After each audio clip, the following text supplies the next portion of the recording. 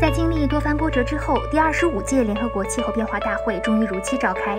距离参会国签署巴黎协定已经过去了4年时间，而实际的减排形势却并不乐观。一方面，各国的减排行动落实仍然不到位；另一方面，全球能源结构调整升级的需求日益迫切。聚焦行业，传统能源公司正在加速低碳转型，其中就包括老牌油气巨头 BP。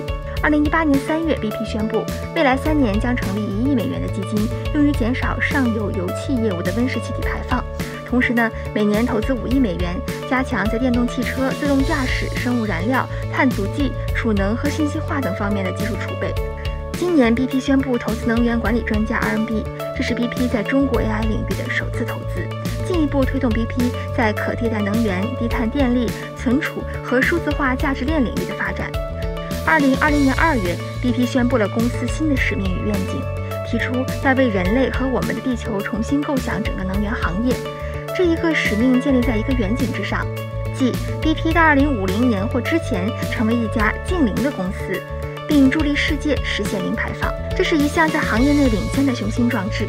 为此 ，BP 将展开公司的全面转型，并在转型过程中保持业绩增长。现任 BP 集团执行副总裁的戴尚亚负责 BP 的天然气与低碳能源相关业务。他会如何评价目前全球的减排进展，又如何看待太阳能、风能等新兴能源的发展趋势？对于 BP 的低碳转型策略，他会有着怎样的解读？本期财新对话精彩内容即将呈现。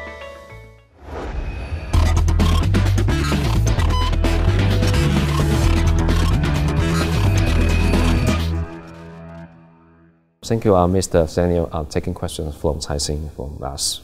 And I think the number one question is really about the climate change. In terms of reality on the ground, actually, I think the future is not that rosy, and the people even send some kind of the bleak picture about the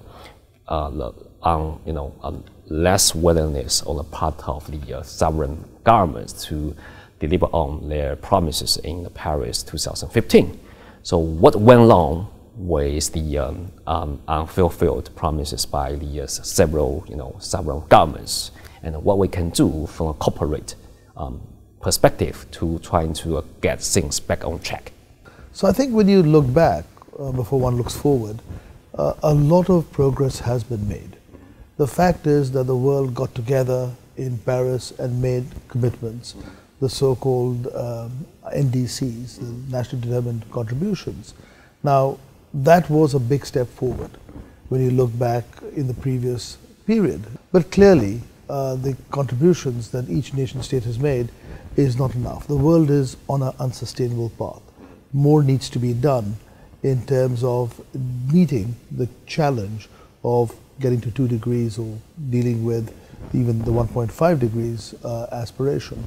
So the issue is, how do nation states work together to set the right framework which allows corporations and society at large to act in concert with the overall vision?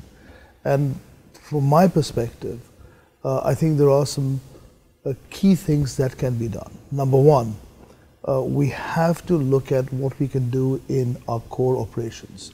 And that applies to companies, it applies to nation states. How can you actually reduce emissions from the core operations? I mean, clearly, if you are growing a gas economy at the expense of coal, you will reduce effectively the emission levels by 50%. That's a very significant reduction. Then there is sort of the application of technology and innovation in products. How do we actually encourage that? How do we set the right frameworks? And then, of course, there is the entire area of renewables, creating new businesses, creating new business models that create massive opportunity for the future. And in this context, we have seen, for example, in solar, China has led the solar revolution.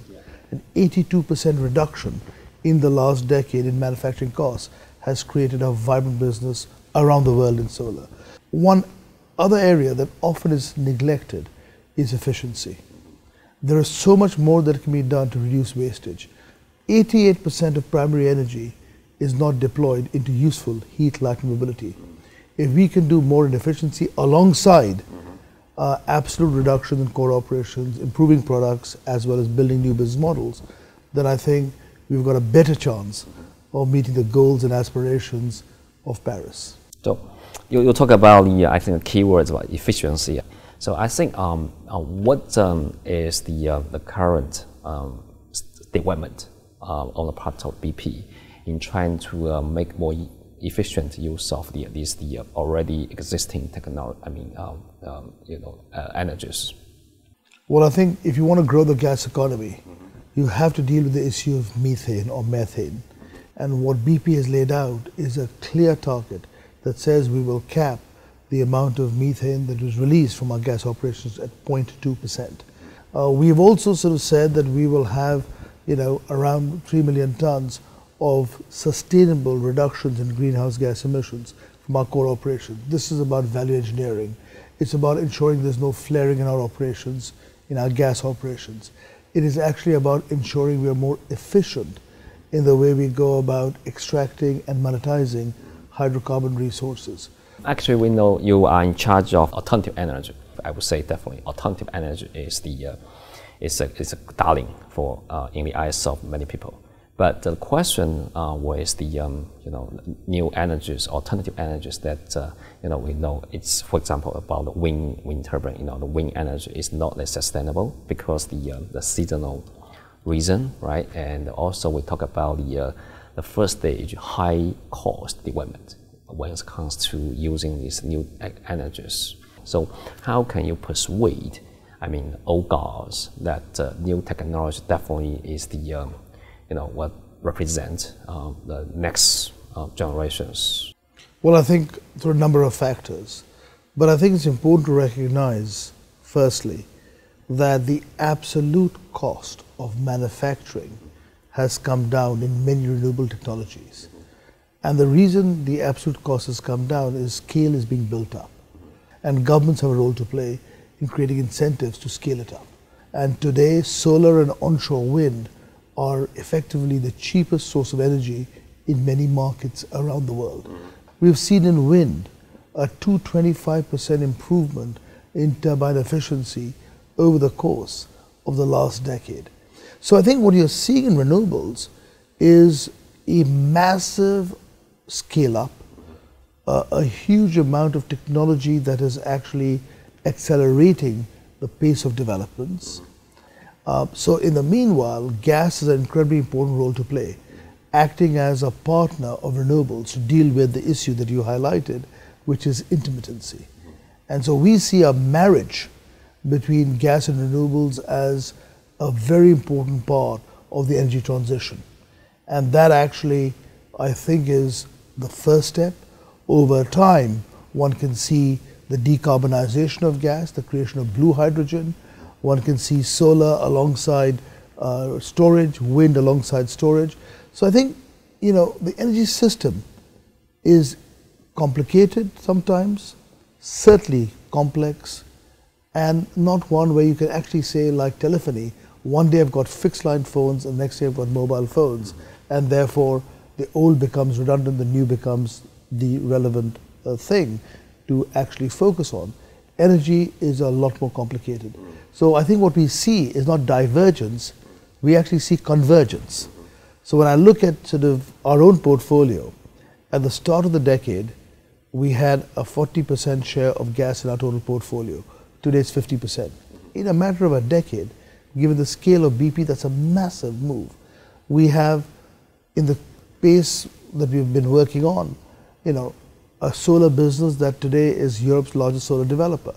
We announced in July a formation of a company called BP Bunge, which will be the world's second largest sustainable bioenergy company, which will actually start operating on the 1st of December. We have announced with DD a tremendous partnership in terms of fast charging.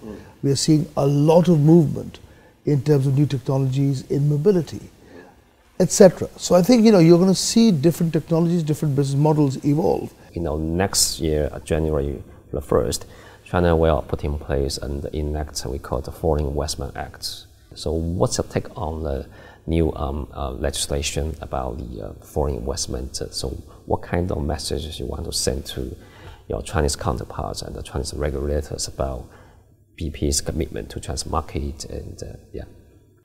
Well, BP has been in China since 1973. So we've been a long-standing partner of China over many, many decades. When I look at sort of BP's own evolution in China, it is actually a good metaphor for the country.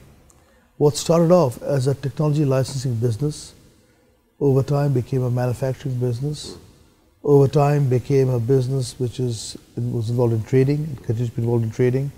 Over time sort of had the benefit of accessing a large consumer demand in China as China continued to prosper. And today we do all of those things, but we also have a lot of technology links with China.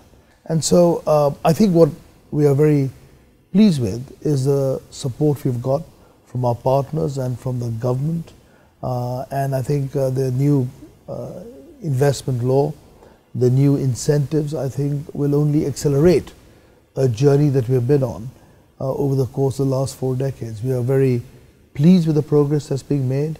And I think China, in the world of energy, I really believe, as we think about the energy transition, is well positioned to be a leader. And that's very exciting as we look forward.